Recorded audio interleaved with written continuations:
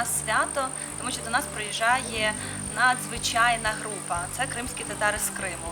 Надзвичайно багатогранні особистості, кожен з яких вміє, знає, цінує своє коріння. Вони неймовірно танцюють, неймовірно співають, вони закохують у свою культуру.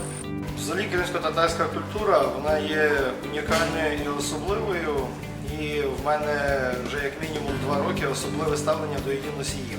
І кримсько-татарські діти, з якими я маю можливість спілкуватися на таборі, це таке суцільне сузір'я талантів.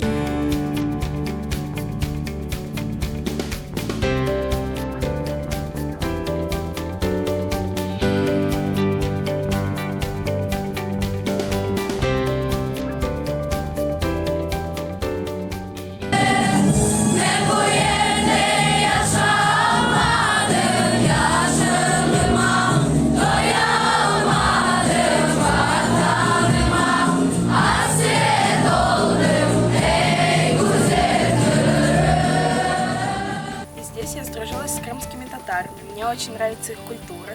Я теперь знаю, как выглядит их флаг, что вот это вот тамга. И я выучила их песню «Эй, Гюзель Кырым». «Мен bu yerde yaşamadım, yaşlığıma doyamadım, vatanıma астрик oldum, эй, Гюзель Кырым». Но благодаря этому лагерю я познакомилась с крымско-татарскими девочками и мальчиками, и они дали мне возможность вспомнить ту атмосферу, которую я видела давно.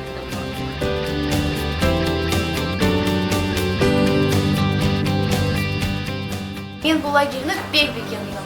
Мұнда тек келгенде Өлі Мирахловачығыны атты тасаввур етмедім. Мен бұл лагерьге бірінші келе келдім.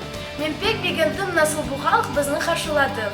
О дінледілер біздің ойынларымызны, ерларымызны, ve біз қуанып ағладымыз.